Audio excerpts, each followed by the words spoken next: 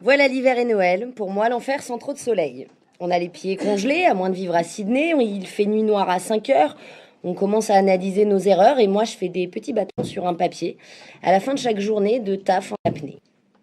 Janvier dernier est 11 mois loin et comme si hier était demain, puis la rentrée est pas bouclée, j'ai mon cartable encore blindé. Je me suis rarement pointée à Tetris en 6 sales gosses en piste. J'ai fini de gribouiller cette chronique finale de l'année, moins de 5 minutes avant de vous la cracher. Voilà, ça c'est avoué, c'est à l'arrache, mais ça marche. De toute façon, je suis pas drôle et je suis une dinde. Autant vous dire que je n'aime pas les farces.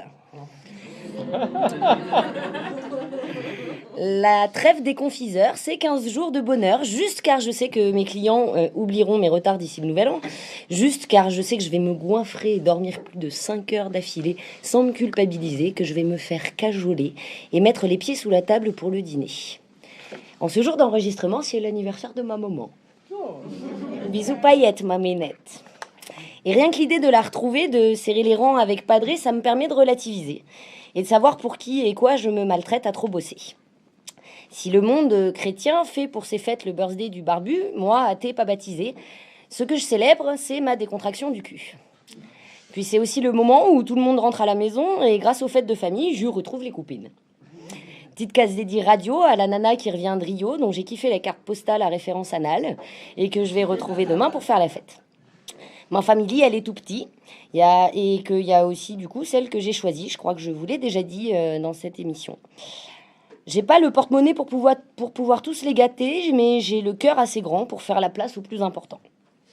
Cette fin d'année, c'est l'instant où je pose mon sac et mes tourments, où le boulot est moins conséquent, où basiquement, comme dirait Aurel San, je vais hiberner chez papa-maman.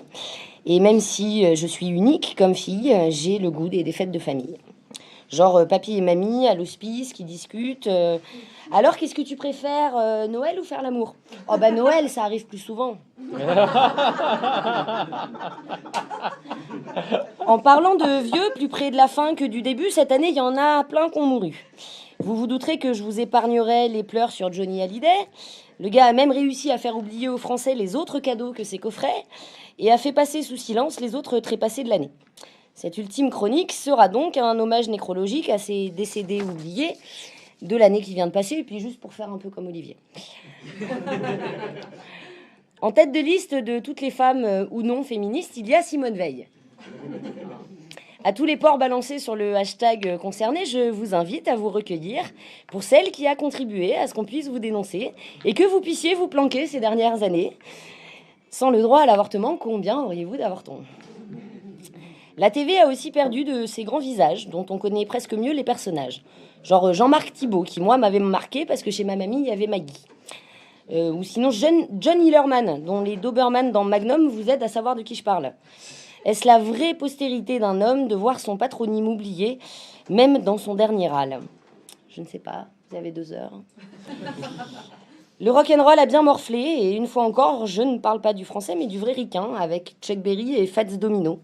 Moi, j'en ai chialé sur mon piano, j'en ai chouiné comme devant un mélo. Et oui, pas besoin d'un défilé sur les Champs-Élysées pour marquer la musique et les tympans nostalgiques. Jean d'Ormesson a dit, avant de prédire pour lui-même sa malédiction, lorsqu'il était chez Ardisson, « Il y a quelque chose de plus fort que la mort, c'est la présence des absents dans la mémoire des vivants. » Il n'y a que les victimes de Charles Manson pour penser autrement.